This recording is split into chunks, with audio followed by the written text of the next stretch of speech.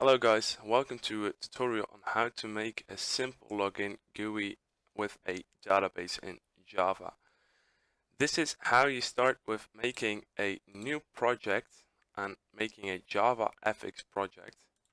I already made a new one, so this is how you start. You have a main which creates your primary stage and which shows it later. You have your controller and you have your sample.fxml. What we're going to start with is you're going to add your library. You're going to add a ODBC driver. I already downloaded it. I will put a download link in the description and I will add it right now. Here you can see my MySQL connector Java. I got OGDBC as well, but you need this one. So you're going to add it to your project. You make sure it will apply to all your classes. What we're going to do next, we're going to take Scene Builder. It's a rather handy tool to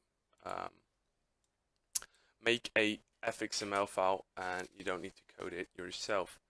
What we're going to do, we're going to take a pane, which is the easiest one, and you're going to put in 3 small panes. Each pane will fit for its own purpose. So if you have 3 panes, we're going to need a 1 button to log in, and we're going to need a text field for the username and a text field for the password, each one having their own pane. What you wanted to do is make the pane rather their own size for each specific pane. And if you got the button, I will put it right there. You need to fit the pane around the button, make it small, put the button inside the pane. Okay, what we're going to do is make the larger pane, the scene, we're going to make it rather smaller. For example, 300 by 200. Put the pane back inside, make it a bit smaller again. Otherwise it won't work properly. We're going to put it inside the middle. Now put your text field for your password on the right hand if you like it. Make it a bit smaller so it will fit. I would use 100. Make the pane a little smaller as well. Put it on the right side. Pane will make 120. Doesn't really matter. This one will make 100 as well. Let me see. 100. And this one will make 120 as well. We'll put it right there. So now you see that they both are in the center, like this. Not exactly, but it doesn't really matter. You can do it yourself. Here you can have the login button. What is necessary in JavaFX is that you give everything a FX ID. Here the FX ID will be login button. On action, so if you press the button, you want to have a function called handle button. You can edit the text on the button here. We'll just put login there. Here you want to have put password here, for example, or you can just use password. Here you can have username.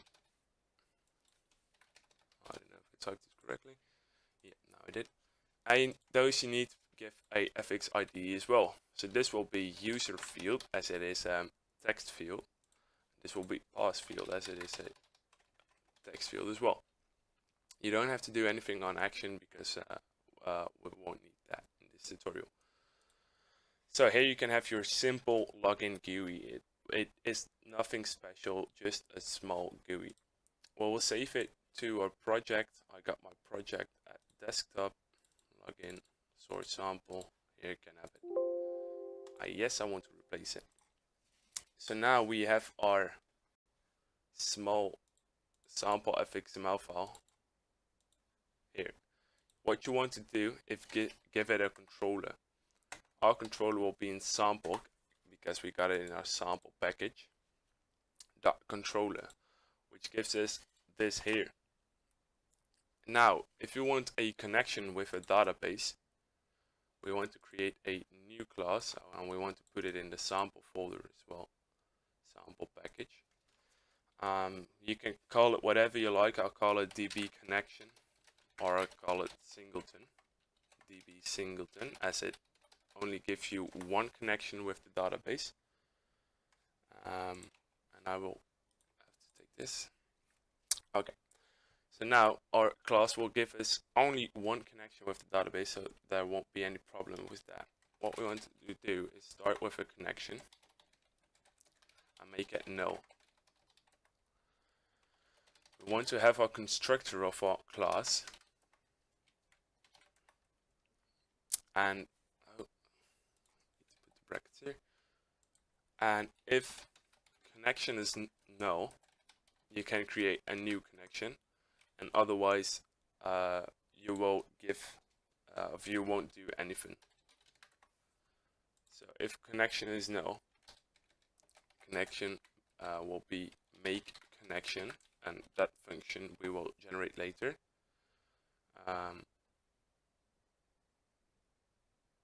Yeah, this will come in later as well.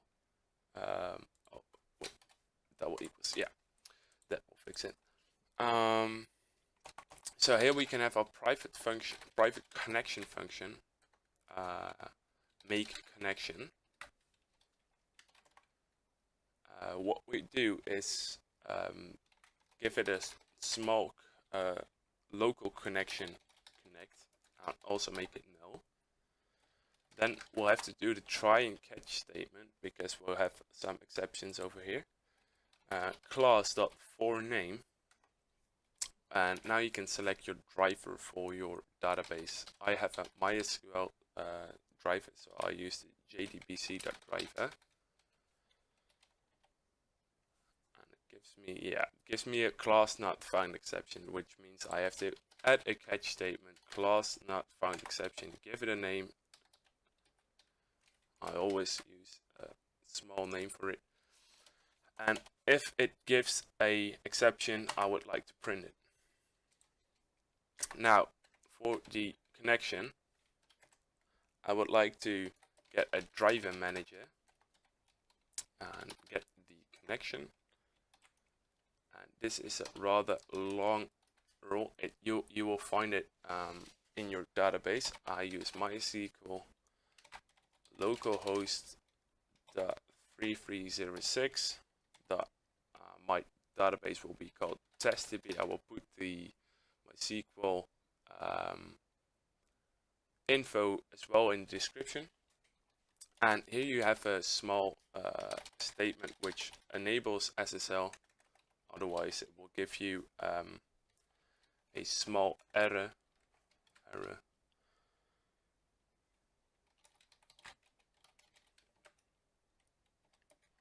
And now you put your username and password in. Mine is YouTube,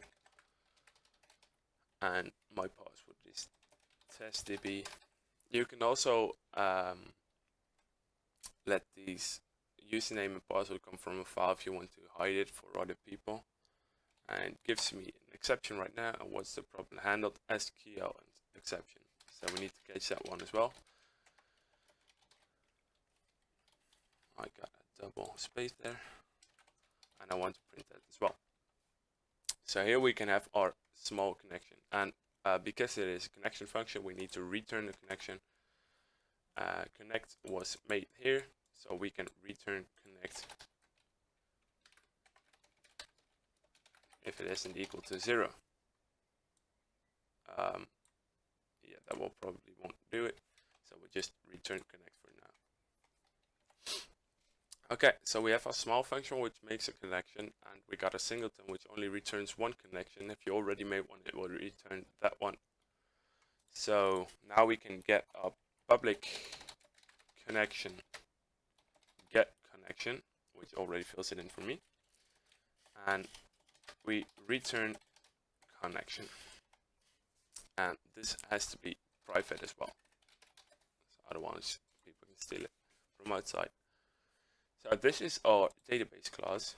Now it's done for now. This has to be right there. This is done for now. So we can leave this class and we can go back to the controller. In the controller, we already put the controller right here in the fxml file.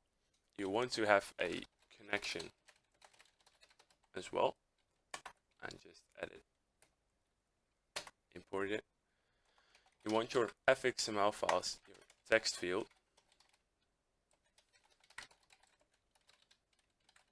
and here you can see that is necessary to give them names, otherwise they won't come in here. Pass field and username, they won't recognize it here, so it's good to have the appropriate names. We can have our constructor here, controller, and we'll make a new database class, object. We'll give it a small name,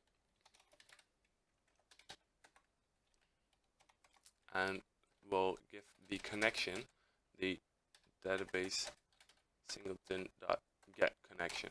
Now we have our connection defined.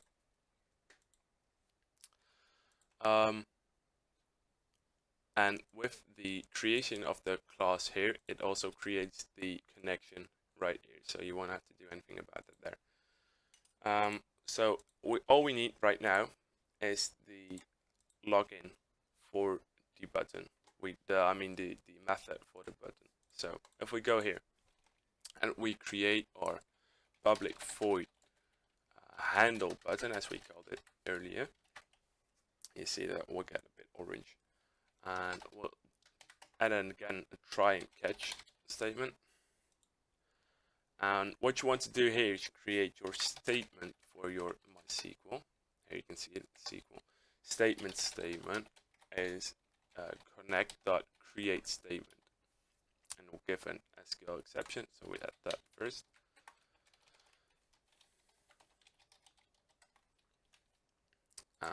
And what you want to do next is make a result set, which you will get your result from.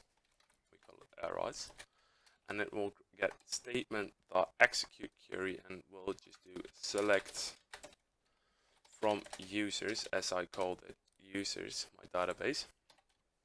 As I said earlier, I will add the SQL into the comments, into the description. And if rs.next, so if it has a new result, if rs.getString, and I want to get the string from the username column, dot equals user field dot get text, and rs.getString password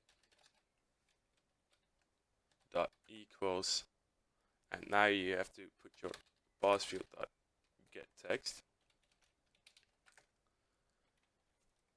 Then you can print login successful, and otherwise you can print for example wrong username or password.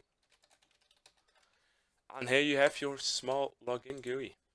What we want to do right now is put this 200, because we made it 200 earlier, as you can see, 300 by 200. And what I always like to do is make it non-scalable. So primary stage dot set scaling, was it? I don't know. Or set resizable.